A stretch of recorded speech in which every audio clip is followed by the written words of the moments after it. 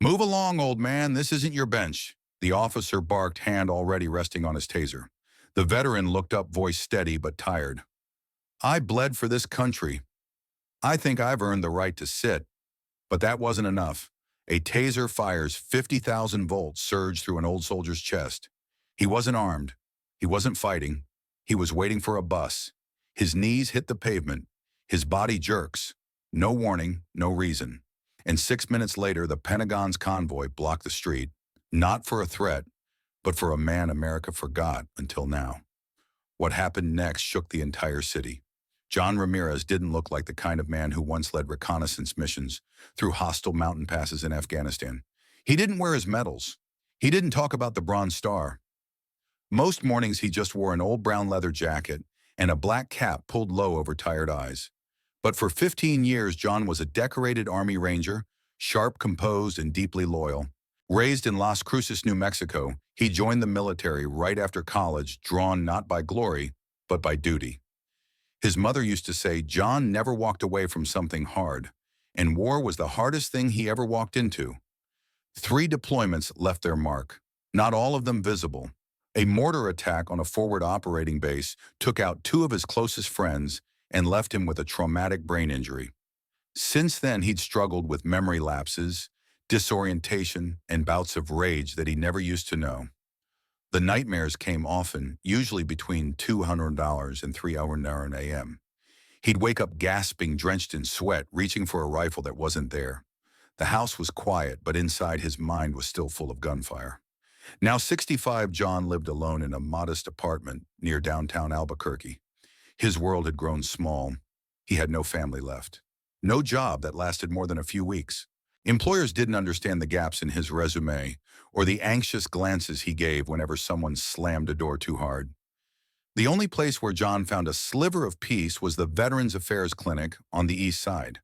There every Thursday morning at 8:30 a.m., he met with Dr. Lena Hall, a younger woman, a trauma psychologist with a calm voice and eyes that didn't flinch when he told her about the worst days of his life. She never interrupted, never asked him to get over it. She just listened, and sometimes that was enough. Dr. Hall had helped John develop a routine: wake up early, drink 2 glasses of water, take his medication, and crucially take the city bus. That small act, boarding public transportation, was part of his exposure therapy. For someone with PTSD, sitting in a crowded vehicle full of strangers was like walking into a war zone. But Dr. Hall told him, "You can't hide from the world, John. You have to move through it, one stop at a time." So that Thursday morning, like all the ones before it, John stood at the Riverside Avenue bus stop clutching a folder with his appointment papers and gripping a bottle of cold water like a lifeline. The bench was cold, the wind sharp against his skin, but he was there, on time, focused. That little act, waiting for a bus, was his quiet form of courage. No one around him knew it, but for John Ramirez, it was a battle worth fighting. Officer Darren Cole had been on the force for nearly a decade. He prided himself on reading people, on spotting trouble before it started. Most mornings he cruised Riverside Avenue like clockwork, patrolling the old industrial district now filled with struggling storefronts and a growing number of people who seemed like they no longer belonged anywhere. That Thursday morning, just after 8:00 a.m., he spotted an older man sitting alone on the bench at the bus stop. The man was slouched slightly forward, his weather jacket faded, his cap pulled low. He wasn't doing anything, just sitting. Still. Too still. Cole narrowed his eyes. To him, the man looked off. Maybe intoxicated. Maybe mentally unstable. Maybe dangerous. His instincts, honed more by routine than real risk, told him this was the kind of guy that made business owners nervous, the kind who got calls placed about him, not for him. He pulled his cruiser over and stepped out, hand already resting on his taser. "Move along, old man," Cole barked. "This isn't your bench." John Ramirez looked up, confused but calm. "I'm just waiting for the bus," he said, his voice steady but tired. "Got a VA appointment in 20 minutes. But Cole wasn't listening. He didn't hear the controlled breathing, didn't notice the tremor in John's hand as he gripped the folder on his lap, the one with his medical records, VA identification, and therapy notes. The officer only saw what he expected to see: someone loitering, someone evasive, someone not following orders. "Stand up. Show me your ID," Cole snapped, stepping closer. John didn't rush. His therapist had taught him to move slow in public. Sudden movements scared people. He reached carefully for his back pocket, still seated, hoping to hand over his ID without confrontation. But Cole's voice suddenly rose. "I said stand up, hands where I can see them." John froze confused. "Sir, I said stand, but don't move your hands." The commands contradicted themselves. To John's mind, trained in combat, shaped by trauma, it felt like a trap. He instinctively paused, recalculated. But hesitation was all Cole needed to escalate. Without another word, Cole raised the taser and fired. The probes hit John square in the chest. Electricity surged through him, 50,000 volts ripping into his body, locking his muscles, dropping him instantly to the sidewalk. His knees cracked against the concrete. His arms flailed as every nerve screamed in confusion. The folder with his VA paperwork spilled beside him unnoticed. John cried out, not just from the pain, but from the sheer helplessness. It was worse than war. At least in combat, you knew who the enemy was. Pedestrians turned to look. Some filmed. Some just stared. No one intervened. Cole stood over him shouting, "Stop resisting," even though John couldn't move, couldn't speak, could barely breathe. And this is the cruelest irony: veterans like John face their injuries are invisible until they're violently triggered. PTSD doesn't announce itself like a broken leg. A traumatic brain injury doesn't bleed. It sits silent until a loud voice, a barked order. A spark of fear detonates something inside. John wasn't defiant. He wasn't dangerous. He was doing exactly what his doctor told him, following his routine, staying calm under stress, taking the bus to his therapy session like a soldier sticking to orders.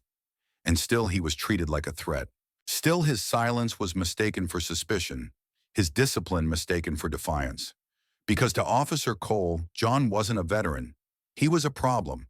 And in a city where too few understand the cost of invisible wounds, Cole did what far too many have done. He acted out of fear, not reason. And John Ramirez paid the price. John Ramirez's body hit the pavement with a sickening thud. His head snapped sideways as the voltage coursed through him, muscles tightening, jaw clenched so hard he bit through the side of his tongue. His limbs jerked uncontrollably. His chest heaved in short, panicked bursts. The taser's current had stopped, but the chaos in his mind was just beginning. To the outside world, it looked like a man flailing after resisting arrest. But inside John's brain, something far darker had taken over. The city street disappeared. He was no longer on Riverside Avenue. He was back in Afghanistan. The dust, the ringing in his ears, the shouts over the radio, the screams after the mortar blast. His body convulsing on hot ground beside the lifeless figure of Sergeant Cruz, his friend the medic, the one who didn't make it home. He could feel the heat of the explosion again, smell the blood, taste the sand in his mouth. His arms tried to crawl away. His legs refused to respond. It was just like before, only this time it wasn't war. It was home. But the terror was the same. People around him started pulling out their phones. Someone across the street hit record. Another whispered, "Is he on something?" A woman holding a coffee shook her head, murmuring, "No, that's a veteran. I think I've seen him here before." Still no one moved to help. No one knelt beside him. No one offered a hand. Because in situations like this, fear is louder than compassion. Officer Darren Cole stood above John Taser, still drawn, breathing heavily. "Subject is non-compliant," he said into his radio. "Possibly under the influence. I had to use non-lethal force." He didn't mention that the man was just sitting quietly before he arrived. Didn't mention the VA folder that now lay open on the sidewalk, fluttering in the breeze. Didn't mention the panic in the man's eyes, not the rage, but the pleading confusion of someone whose world had suddenly cracked wide open. John tried to speak, but the words came out in fragments. I'm not." His hands fumbled toward his chest, toward the folder, toward anything that could explain. But to Officer Cole, it all looked like more resistance. "Stay down," he barked again, stepping closer. And just like that, John's breathing sped up, spiraled. He couldn't get air. His lungs felt locked. His heart pounded so fast it felt like it might explode. He wasn't just panicking, he was disassociating, his mind pulling away from the moment to try and survive it. The background noise of the city, honking horns, footsteps, murmured voices, all melted into one high-pitched hum. John Ramirez was having a full-blown PTSD episode on the sidewalk of a city that had no idea how to help him. This was the moment therapy couldn't prevent. This was the exact moment Dr. Lena Hall had warned about the danger of misunderstanding trauma, the thin line between stability and collapse, especially for someone carrying years of invisible scars. And still people watched. Still Officer Cole radioed for backup, reinforcing a false narrative. Subject is unstable, appears dangerous, awaiting assistance. No one knew the truth. No one knew that John Ramirez wasn't a threat. He was a wounded soldier surviving one breath at a time until someone finally saw what the badge could not. But for now he was alone, lying on the cold ground, twitching, gasping, trapped inside a war he thought he'd left behind. John Ramirez's heart rate was skyrocketing far beyond safe levels, his breathing shallow, his limbs spasming in confused, uncoordinated twitches. But what no one on that sidewalk knew, what even Officer Darren Cole hadn't seen, was the small black disc sewn inside the lining of John's jacket near the collarbone. No bigger than a quarter, it was a government-issued biometric monitor assigned only to high-risk veterans under specialized federal observation. John's case was flagged as Tier 1 combat exposure, multiple concussions, PTSD with severe dissociation risk. The moment his pulse spiked past 180 and his neurological response became erratic, the device activated a secure satellite ping. That ping went straight to two places: his caseworker at the VA and a classified medical liaison program managed by the Department of Defense. 4 minutes after the taser fired, the first black SUV appeared. At first, bystanders assumed it was another police unit. Then the second SUV followed, then the third. No sirens, no lights, just silent momentum and tinted glass. They pulled in fast and blocked the street with practiced precision, one at the curb, one flanking the crosswalk, and one dead center of the intersection. It was coordinated, tactical, almost military. When the doors opened, 6 figures in charcoal gray suits stepped out with synchronized purpose. They weren't local police. No badges, no hesitation. One man walked ahead of the rest, Agent Robert King. He was tall, broad-shouldered, calm as stone. He didn't carry a weapon openly, but his presence alone quieted the crowd faster than any siren could have. In his right hand, he held a leather folder with gold trim. In his left, a slim ID case bearing the unmistakable insignia of the Pentagon's Office of Protective Affairs. He walked straight up to Officer Cole. "Are you the responding officer?" King asked, voice low and measured. Cole blinked, confused. "Yes, I had to subdue, step back, officer." "What, wait, who are you?" King opened the ID badge, held it level. "Special Agent Robert King, Department of Defense. You're standing over Master Sergeant John Anthony Ramirez, U.S. Army Rangers, retired. Highly decorated, medically classified. You just tased a federally monitored combat veteran under DOD protection. And you did it without provocation." The color drained from Officer Cole's face. "I thought he was on something he wasn't following? He's under psychiatric care for wartime trauma?"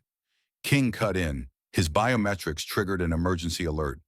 "You're not authorized to engage someone in his category without federal coordination. That protocol is now active. Step aside. Now." The entire mood on the street shifted in an instant. What was once a chaotic, uncertain moment suddenly became a reckoning.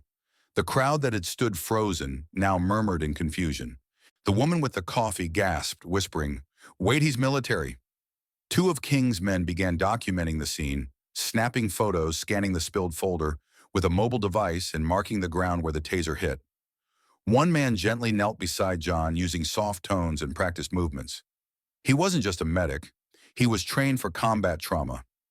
John's breathing began to regulate. He recognized the voice calling his name softly. "You're safe now, Sergeant. You're okay. We've got you."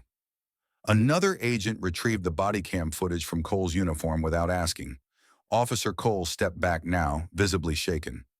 "No one told me you didn't ask," King replied coldly. "You made assumptions. You escalated. And now you're under federal review." The power dynamic had flipped completely. The man once seen as a threat was now a protected asset.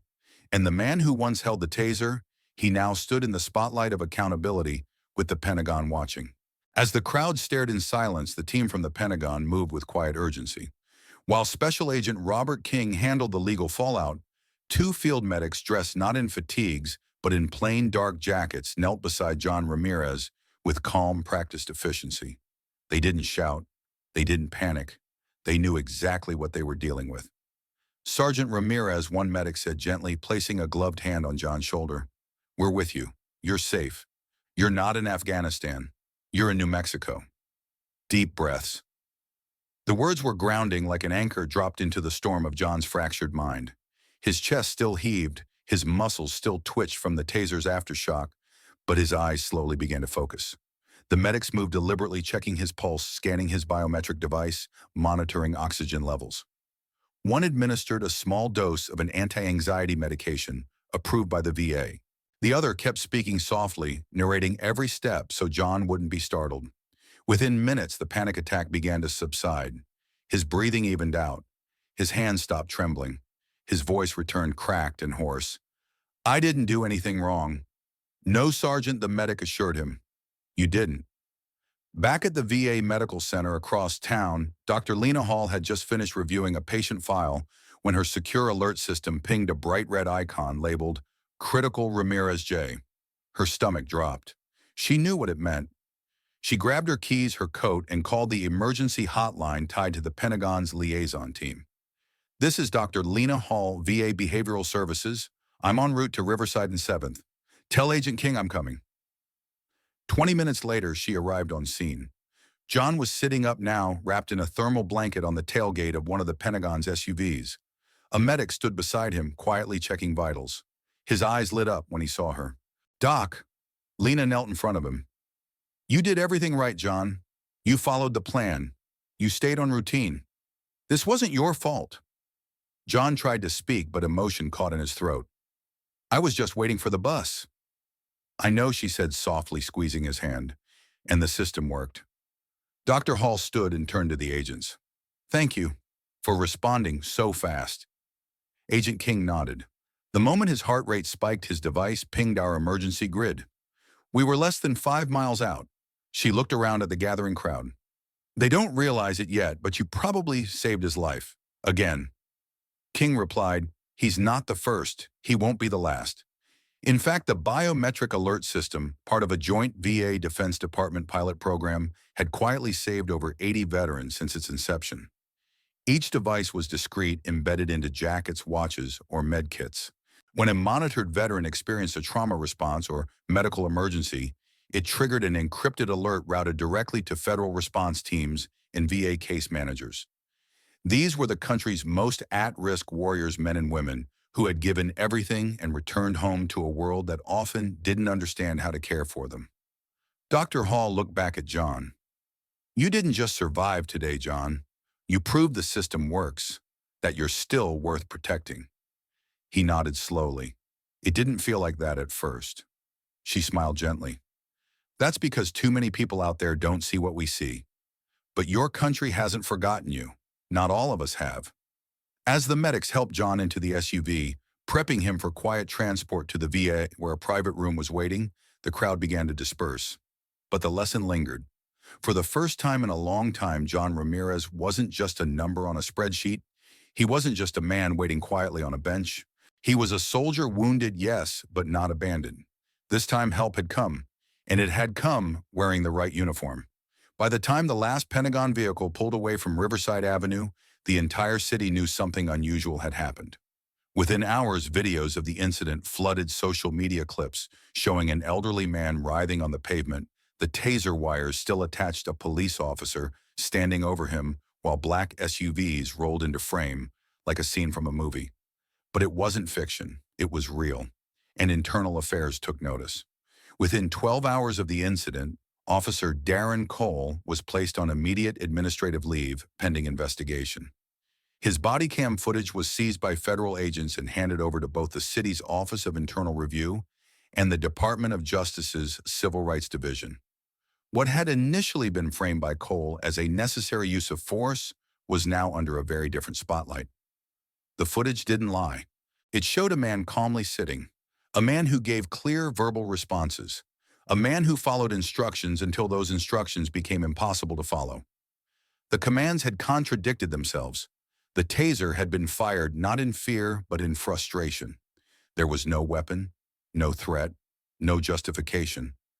Officer Cole's initial statement describing John Ramirez as erratic and possibly intoxicated was thoroughly debunked. Toxicology from the Pentagon's medical team came back clean. The VA paperwork recovered from the sidewalk clearly identified John as a decorated Army veteran with a high-level PTSD rating. His case had been flagged in federal systems as do not engage with force unless life-threatening behavior is present.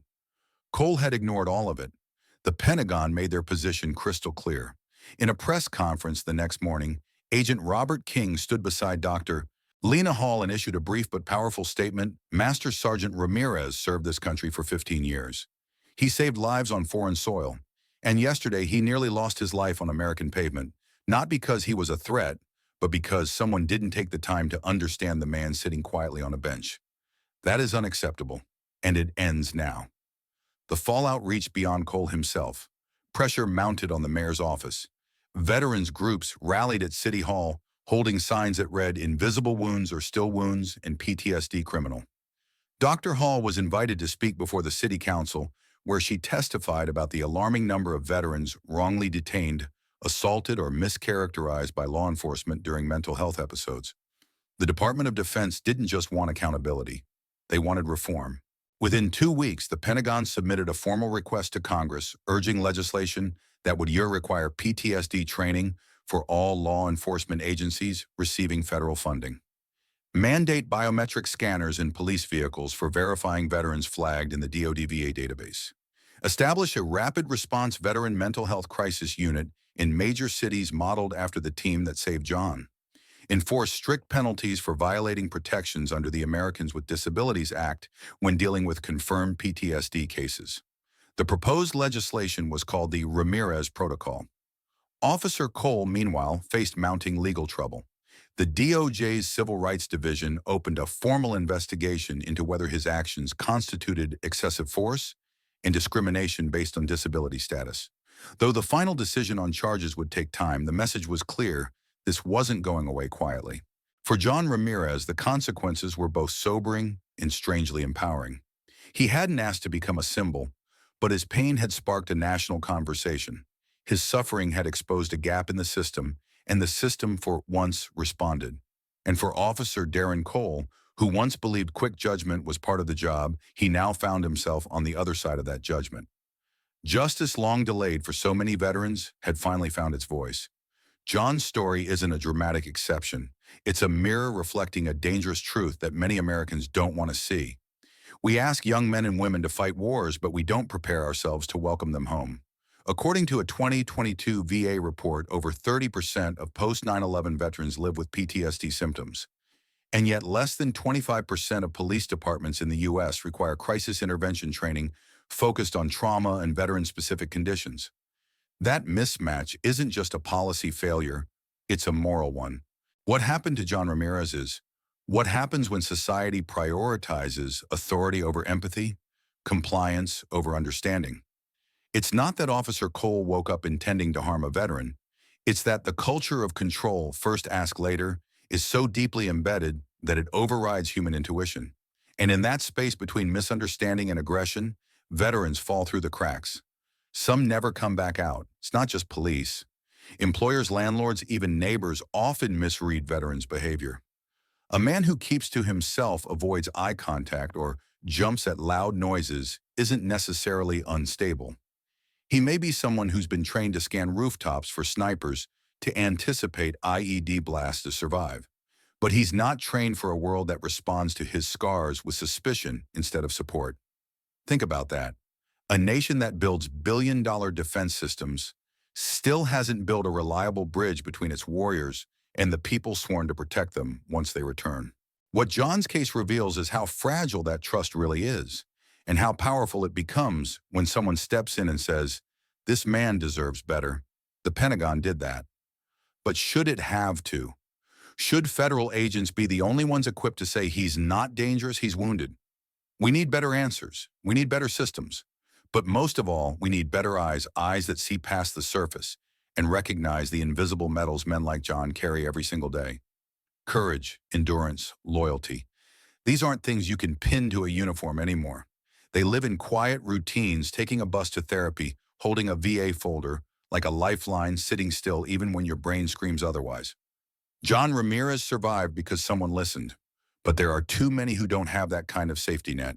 So maybe the next time we pass someone at a bench or fumble with assumptions about a quiet man in line at the pharmacy, we remember John not as a cautionary tale, but as a call to see deeper. Because the truth is simple, heroes shouldn't need a convoy just to be believed. The ride home was quiet. John Ramirez sat in the back of the black SUV, a blanket still wrapped around his shoulders. His body ached, not just from the taser, but from everything it had triggered: memories, grief, the weight of being invisible in a country he once defended with his life. But as he leaned against the window watching the streets blur past, something stirred in him that he hadn't felt in a long, long time. He had been seen, not by the people who passed him at the bus stop, not by the officer who mistook silence for danger, but by the ones who came for him, the ones who remembered. The Pentagon agents hadn't saluted him or called him a hero. They didn't need to. Their actions spoke louder than medals. They had shown up. For a soldier who had once walked point through Taliban territory, that meant everything. Because in the military, you learn one unshakable truth: you never leave someone behind. That bond doesn't break just because you're discharged. It doesn't expire when the uniform comes off. It lives in quiet, unseen ways. A signal, a badge, a voice on the radio saying, "We've got your six." John looked down at his hands, scarred, steady, trembling, just slightly. He thought about all the times he'd felt like a burden since coming home. Like the world had moved on and left him sitting at a bus stop trying to manage symptoms the average person couldn't pronounce, much less understand. But today had proven something else. He wasn't alone. The SUV turned down a quiet side street. Sunlight filtered through the window. John's gaze settled on a small American flag pin fastened inside the SUV's interior, probably left there by another vet or maybe one of the agents. It caught the light and shimmered just for a moment. He raised his hand slowly and placed it on the windowpane. Not out of habit, but out of reflection. The city outside wasn't the enemy. The people weren't enemies, but they didn't always know. And sometimes when the world forgets what you've been through, it takes something this dramatic to remind them. He didn't know what would happen next, whether Officer Cole would face jail time or if the new legislation would actually pass. He didn't know if tomorrow's bus ride would be safer, but he knew that somewhere in a secure room, a system had seen his pain. Somewhere in an SUV beside him, men he'd never met had answered the call. And somewhere deep inside him, the old belief stirred again that the brotherhood doesn't end when the shooting stops. It just gets quieter, more invisible, like the wounds it carries. John closed his eyes, leaned back in the seat, and let out a breath he'd been holding for years. He was still here, and someone had come for him. How many more have suffered in silence? John Ramirez was lucky because someone came.